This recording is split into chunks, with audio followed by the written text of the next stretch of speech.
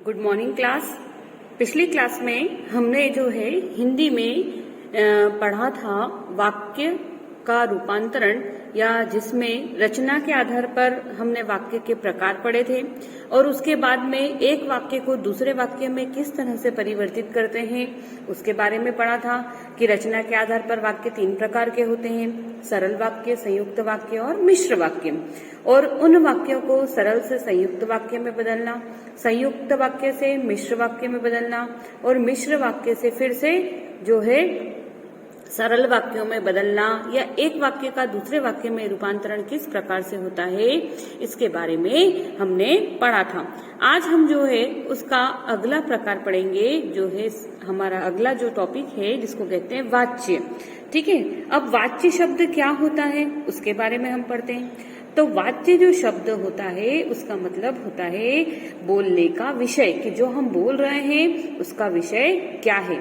ठीक है, तो अगर वाच्य की परिभाषा देखें तो वाच्य की परिभाषा यह होगी कि क्रिया के जिस रूप से ज्ञात हो कि क्रिया का प्रयोग कर्ता के अनुसार हुआ है या कर्म के अनुसार, या फिर कर्म मतलब जो उसका भाव रहता है उसके अनुसार, भाव के अनुसार होता है, उसे हम क्या कहते हैं? वाच्य कहते हैं। तो क्रिया के जिस रूप से जाना जाए कि वाक्य में क्रिया का मुख्य संबंध कर्ता, कर्म या भाव से है, वह क्या कहलाता है? वाच्य कहलाता है। मतलब क्रिया के जिस भी रूप से, अब क्रिया जैसे क्या होगी? खेलना है ना, और जिसको हम कह रहे हैं जाना है, चलना है, लिखना है, ये सब क्रिया होती है हमारी क्रिया। ठीक है, तो क्रिया के जिस रूप से भी हमको क्या पता चलता है? क्रिया के जिस रूप से हमको ये पता चलता है कि उस क्रिया का प्रयोग किसके अनुसार हुआ है? कर्ता के अनुसार हुआ है, कर्म के अनुसार हुआ है, या फिर कर्म के अनुसार हुआ है, तो हम उसे क्या कहते हैं? जो है हम उसे कहते हैं वाच्य कहते हैं। क्या कहते हैं? वाच्य। अब ये जो वाच्य होते हैं ये 3 प्रकार के होते हैं। एक तो होता है कर्तवाच्य, जो कि कर्ता के अनुसार होता है। दूसरा होता है कर्मवाच्य, जो कि कर्म के अनुसार होता है। और जो तीसरा होता है वो होता है भाववाच्य, जो भावों के अनुसार माना जाता है। अब अगर हम देखें तो वाक्य के जो 3 भेद हैं उसमें पहला वाला देख रहे हैं कर्तवाच्य। अब कर्तवाच्य क्या होता है? तो जिन वाक्यों में कर्ता की प्रधानता होती है, कर्ता मतलब जो कार्य करने वाला हो उसको हम क्या कहेंगे? कर्ता। जैसे ठीक है, अब जिसको अगर इंग्लिश में हम कहें कि सब्जेक्ट है ना, तो सब्जेक्ट क्या है? कर्ता। उसको हम कहेंगे, जैसे आप इंग्लिश में भी पढ़ते हैं ग्रामर में, तो सब्जेक्ट जो है वर्ब होता है कि नहीं। तो इसी तरह से यहाँ पर कर्ता से मतलब क्या है? हमारा सब्जेक्ट। किसी भी सेंटेंस को जब आप बनाते हैं तो इंग्लिश में 3 क्रियाएं, मतलब एक सेंटेंस को बनाने के लिए 3 चीजों की यूज होता है। क्या क्या होता है? एक सब्जेक्ट होता है, एक ऑब्जेक्ट होता है, एक वर्ब होती है, वर्ब और ऑब्जेक्ट।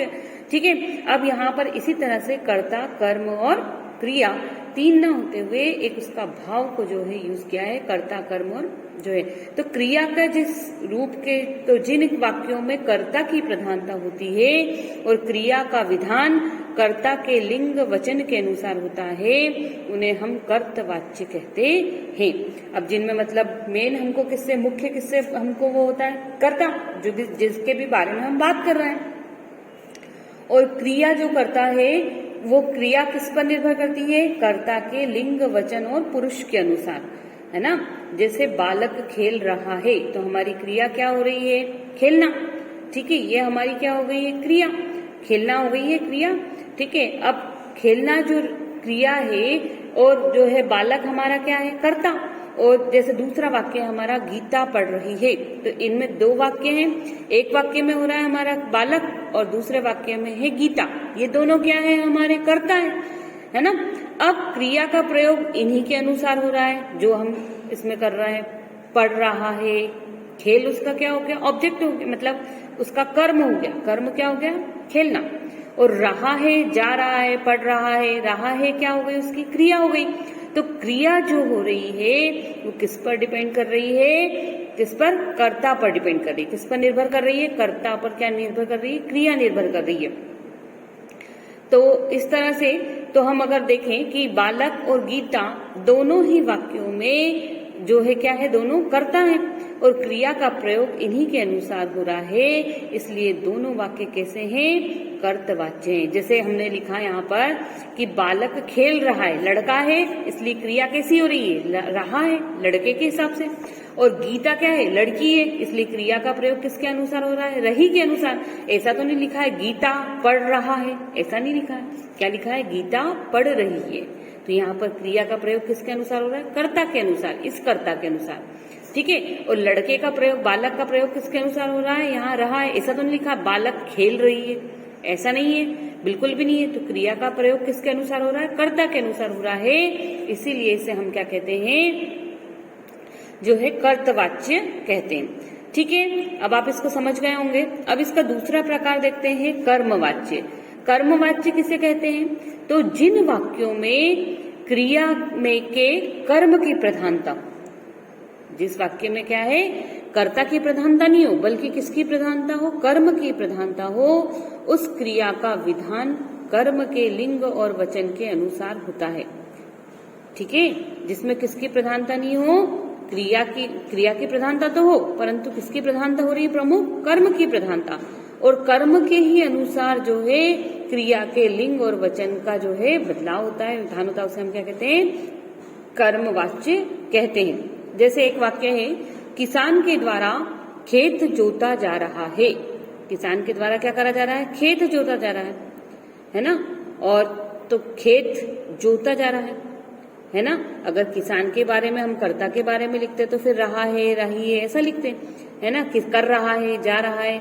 लेकिन खेत को क्या कर रहे हैं, जोत रहे हैं, है ना। तो किसान के द्वारा खेत जोता जाता है, तो इसमें जो है खेत क्या हो गया, हमारा कर्म हो गया। अध्यापक के द्वारा पाठ पढ़ाया जा रहा है, तो पढ़ाया जा रहा है, ये दोनों तो जोता जा रहा है और पढ़ाया जा रहा है। इसमें खेत और पाठ अगर हम देखें तो खेत हमारा क्या हो गया, कर्म हो गया, और इसी तरह से क्या हो गया, पाठ क्या हो गया, वो भी कर्म हो गया। तो ये जो हमारी क्रिया बनी है, कौन सी, पढ़ाया जा रहा है, जोता जा रहा है, ये किसके अनुसार बनी, इस कर्म के अनुसार। खेत क्या है, हमारा कर्म है ना, और पाठ क्या है, हमारा ये भी कर्म है। तो इन दोनों के अनुसार ये जो हमारी क्रियाएं बनी है, इसे हम क्या कहते हैं, कर्मवाच्य कहते हैं। ठीक है, तो इस तरह से आपको कर्मवाच्य भी समझ में आ गया होगा कि कर्मवाच्य किसे कहते हैं। अब अगला देखें हम, भाववाच्य। तो जिन वाक्यों में कर्ता और कर्म गौण तथा भाव की प्रधानता हो और क्रिया का विधान भाव के अनुसार जाता हो, अनुसार होता हो, उसे हम क्या कहते हैं, भाववाच्य कहते हैं। मतलब ना तो उसमें कर्ता का प्रमुख इतना वो होता है और ना ही उसमें किसका होता है, कर्म का होता है। ऐसे दोनों को, बल्कि क्या, भाव, व्यक्ति के भाव जो है समझ में आते हैं, उसे हम क्या कहेंगे, भाववाच्य कहते हैं। जैसे मुझसे अब नहीं खाया जाता, भाव क्या हो रहा है कि अब मन के अंदर की भावना है कि मुझसे अब नहीं खाया जाता, तो भाव प्रकट कर रहा है ना। रोगी से सोया नहीं जाता, तो उसके मन का भाव है कि जो व्यक्ति बीमार है उससे क्या सोया जाएगा, नहीं जाएगा, है ना। मुझसे चला नहीं जाता, तो ऐसे वाक्य जिनमें किसकी प्रधानता हो रही है, भाव दिख रहा है हमको, उसको हम क्या कहेंगे, भाववाच्य कहते हैं। तो इस तरह से हमने वाच्य और वाच्य के भेद को जो है पढ़ा है। अब आगे हम इस वाच्य से वाक्य को परिवर्तन कैसे करते हैं, मतलब जो 3 प्रकार के वाक्य हैं उनको एक वाक्य से दूसरे वाक्य में किस तरह से परिवर्तित करेंगे, इसके बारे में हम पढ़ेंगे। Good morning class. जो है पिछली कक्षा में हमने हिंदी विषय में वाक्यों के रूपांतरण करे थे, जो कि हमने रचना के आधार पर पढ़े थे कि रचना के आधार पर जो है वाक्य कितने प्रकार के होते हैं, सरल वाक्य, संयुक्त वाक्य और मिश्र वाक्य। फिर एक वाक्य से दूसरे वाक्यों में किस तरह से रूपांतरित कर सकते हैं, जैसे सरल वाक्य को संयुक्त वाक्य में बदलना, संयुक्त वाक्य को जो है फिर से सरल वाक्य में बदलना, फिर सरल वाक्य से मिश्र वाक्य को बनाना, और मिश्र वाक्य से सरल वाक्य को किस प्रकार से बनाना है, ये हमने पढ़ा था। आज हम पढ़ेंगे कि मिश्र वाक्य से संयुक्त वाक्य में रूपांतरण किस तरह से किया जाता है। क्या पढ़ेंगे, मिश्र वाक्य से सरल वाक्य में रूपांतरण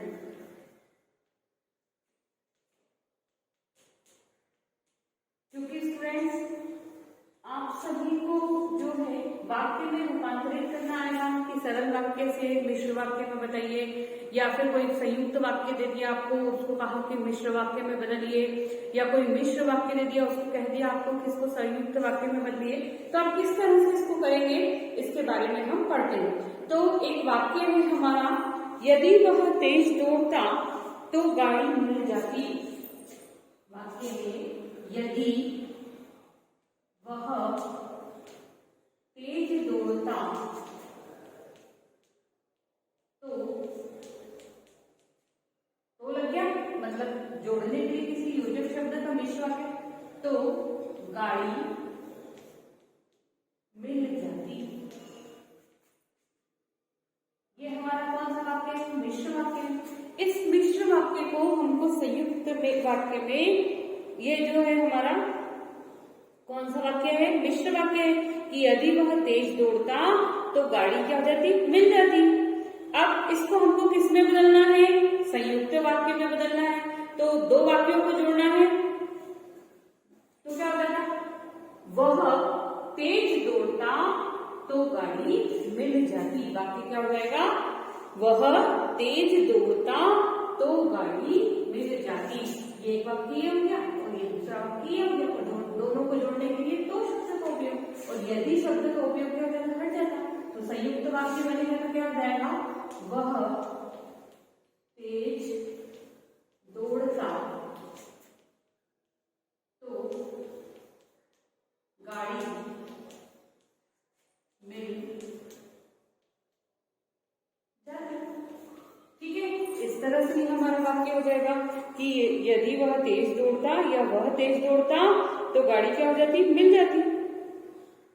दूसरा वाक्य देखिए, जब जादूगर ने खेल दिखाया तब पैसे मांगे। दूसरा वाक्य देखिए, जब जादूगर ने खेल दिखाया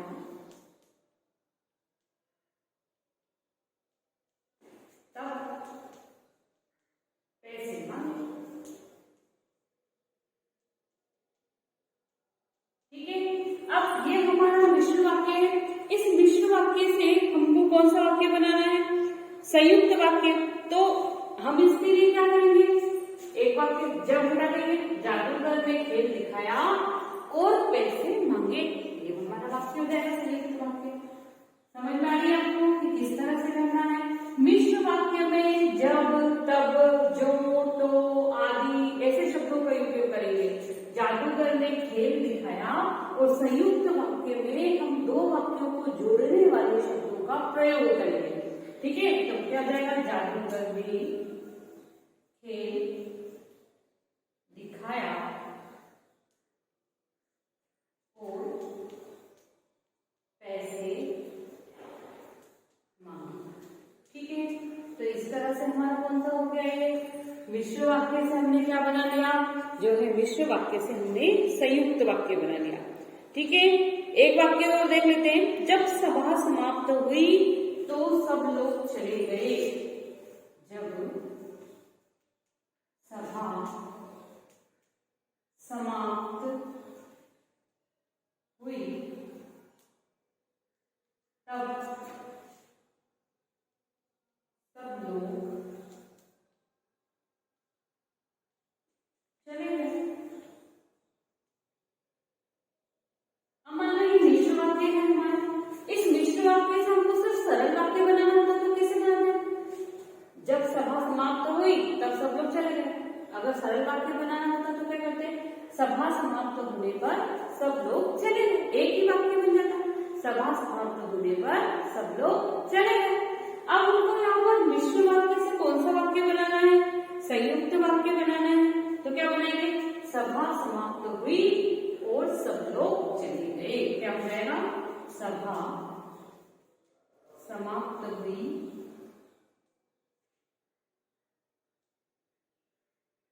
और सब लोग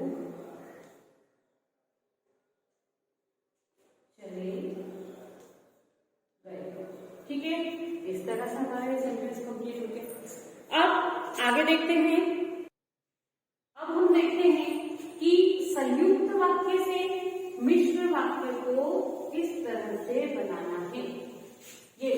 मिश्र वाक्य से हमने सरल संयुक्त वाक्य पढ़े थे। कौन से पढ़े थे? संयुक्त वाक्य पढ़े थे, है ना।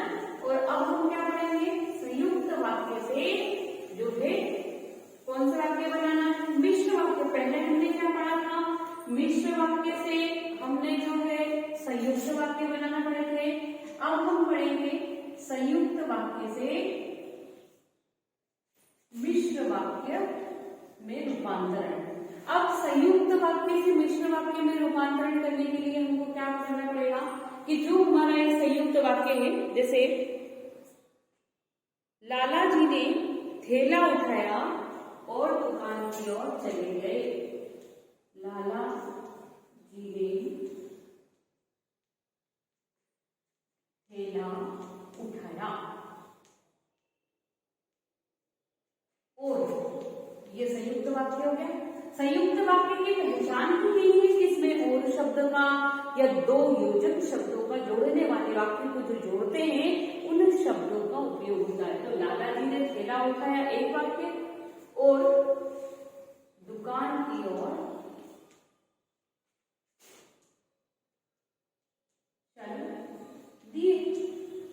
दूसरा वाक्य हो गया क्या? दुकान की ओर चल दी और लाला जी से थैला उठाया। दो वाक्य हो गए। इनको जोड़ने के लिए शब्द का प्रयोग क्या किया हमने? और शब्द का प्रयोग किया। ठीक है, तो इस तरह से हमारा संयुक्त वाक्य बन गया। अब इस संयुक्त वाक्य का जब हम मिश्र वाक्य बनाएंगे तो क्या होगा? जब लाला जी ने थैला उठाया तब दुकान की ओर चल दिए। क्या होगा? जब लाला जी ने थैला उठाया तब दुकान की ओर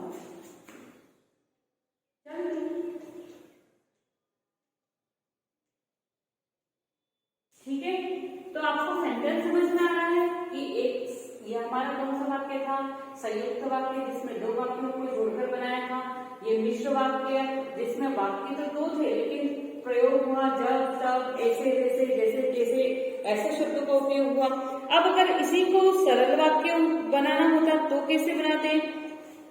एक ही वाक्य बनाना है तो थैला उठाकर लाला जी थैला उठाकर दुकान की ओर चल दिए। बस एक ही वाक्य रहता कि लाला जी थैला उठाकर दुकान की ओर चल दिए और शब्द भी नहीं आता, एक वाक्य बन जाता।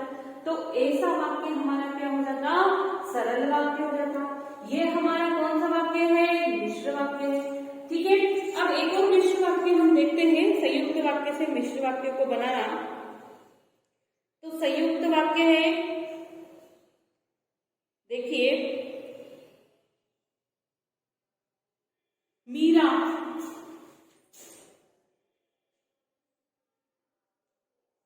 बाजार गई,